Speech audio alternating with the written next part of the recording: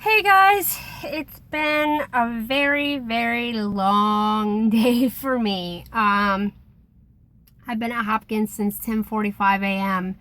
and I didn't get done till like 4 o'clock. I didn't get checked out till like 4:10. So I'm spent.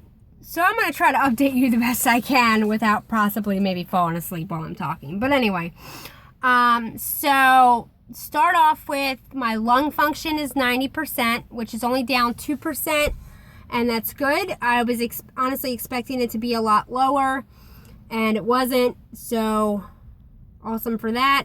My weight is 102.3 pounds, and so that puts me up like a pound, and that's an act of God considering how finicky my appetite has been. So there was lots to discuss today. The first being my appetite. That being said, the things that we're going to do to tackle the fact that I'm so finicky right now is number one, get me back on Marinol, which I'm looking forward to. Because I want to be hungry like I used to be again. And we haven't really, not that there is exactly any particular reason that my appetite's been finicky and we couldn't pinpoint one. It's just sometimes it happens. It's one of the rolls of the dice with CF. It could just be a number of things. It could just be the weather. It's, hot, season change. I'm not like completely stressed out. So, anyway, it doesn't matter. I'm getting back on Marinol. They got the paperwork rolling for that today. I met with my nutritionist, and so the other thing I'm going to do is I have my feedings that I do at night through my feeding tube, but I can always bolus one can during the day, which means just using my extension and a syringe to throw an extra can in there. That's an extra 500 calories a day for me. So if I'm finicky in the morning, I can do that bolus feed for breakfast because, when you're not really hungry, you don't want to eat by mouth. But when you do it by a feeding tube or by your stomach, it just works. So, usually when you're finicky like that, you don't want to really physically eat anything. This is like reason number 5 million that I'm happy I have a feeding tube because I don't want to lose weight. I'm happy that I'm 102 pounds. My goal for the next visit, which is in January, so it's a little over 3 months away, is 105 pounds. So that's my goal. So we'll see if I can get there. The fact that I'll be going back to the gym soon, once I get my sleep schedule straight, I need to definitely accommodate for that. I need to definitely replace the calories I burn. I definitely want to try to pick up some cake batter protein shake from somewhere because that's the only one I really tried that I like. Everything else tastes like shit to me. And I could throw it in with some chocolate milkshakes. But anyway, because I also have Scandi shakes at home, but I've drank them so much as a kid that I'm actually sick of them. So I drink one here and there, but I don't really I'm not piling it on, if you get what I'm saying. There are a lot of calories too, but they have a very particular taste to them that even no matter what flavor it is, it's just that taste and you get sick of it real quick, especially when they got shoved down your throat as a kid. But anyway, so that's how I'm going to tackle my weight goals. And, we talked about my insomnia, and again, we can't really pinpoint a reason for it. There's nothing dramatic going on in my life right now, nothing insane. I didn't have major time changes, even with the mission trip in July, because I've been fine up until now. So I got a new script for trazodone to kind of get me back on schedule. I'm not going to become dependent on it. I don't want to become dependent on it to fall asleep. So I'm going to use it to kind of, get back on schedule for the next 2 or 3 weeks. I'm also going to practice some sleep hygiene techniques. And that's like making myself get up in the morning at the same time. So I'm tired by the end of the day. And even if I'm tired during the day, I just got to fucking deal with it. I just got to deal with it just to kind of get my schedule back onto a normal cycle. Sometimes your internal clock just gets fucked up. But anyway, the other thing that we discussed was Orakambi, the new CF drug that's out for the my mutation, double delta F508. So I was all excited to go to the visit today because we were going to start the paperwork for it and get the process going. But when I sat down with my doctor, Dr. Boyle, who's amazing, he's like the best doctor on the planet, I don't care who you are. started talking to me about it and then said, well, let me mention something to you because there's a fall study that is coming up that you have to be on Orakambi for. That I was actually a part of this study before Orakambi was introduced to it in the spring. And I had plans to roll into this study in the fall because according to Dr. Boyle, like he said earlier, I'm a professional research patient. I love doing research studies. I've actually been kind of bored because I haven't done anything all summer other than what I did in the spring. And but anyway, so he mentioned to me that there's a whole bunch of newer drug studies coming up, and one of them is the 661 study, and that's kind of going to be like the new Orakambi. And he said for people with the double delta F508 mutation, it wasn't like a miracle drug like the Kdelco was.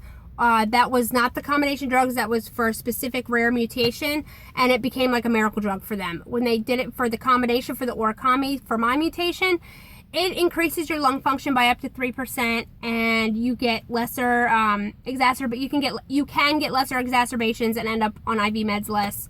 But it hasn't been like this miraculous thing for a mutation, and but it's still a good option for you if you are given it. I think you should do it if it's right for you. At this particular time, I have decided, because we talked about this and he left it up to me, that I could have went ahead and got the paperwork started and tried Orakambi and then just stopped it and rolled into the 661 study.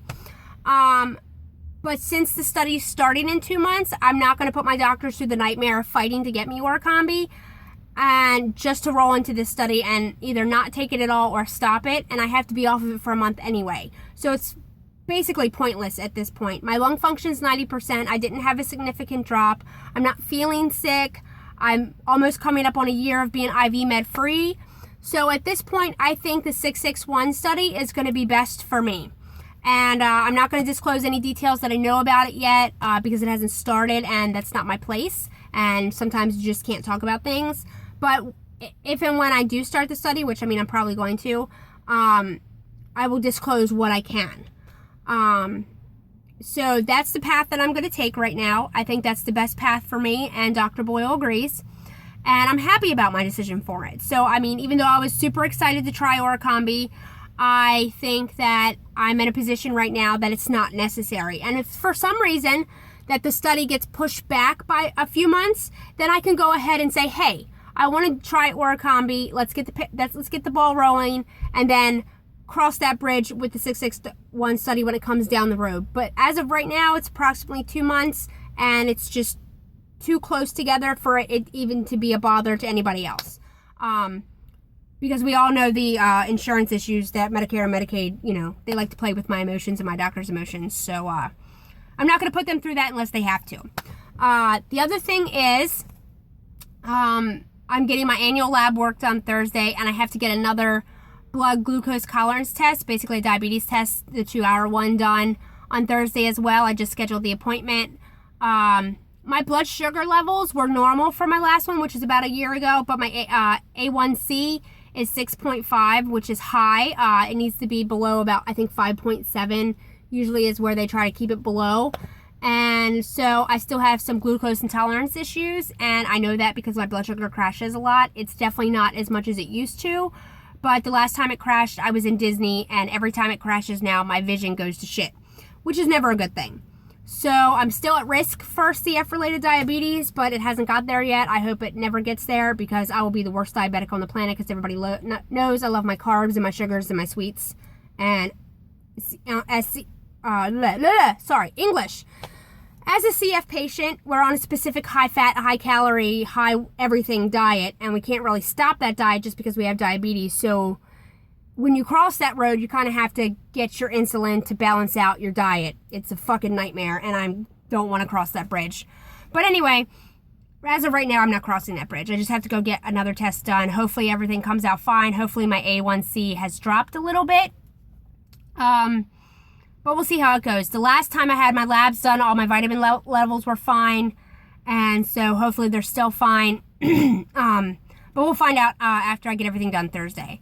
And pray for me now, because the last time I was in LabCorp, I wanted to jam a needle in a phlebotomist's eye.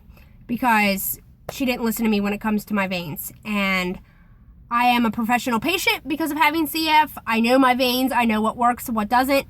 So pray for me that I don't end up in jail. My mom's going with me to make sure I don't end up in jail, but you never know what could happen with me and her in public. But anyway, so just pray for me. I'm trying to think if there's anything else. So I covered everything, I think. Yeah, I think that's pretty much it. That pretty much sums it up. That's kind of where I'm at right now. So that's my update, and look for my feeding tube blog this week. Like I said, I know I've said it 1,000 times, but I'm going to try to get it edited tonight or tomorrow to get it up. And I'm really excited about that one. I know I kind of rambled in it a little bit, but I didn't know how else to I just kind of winged it like I always do. But other than that, I just keep tuned into my channel for my updates. Talk to you later.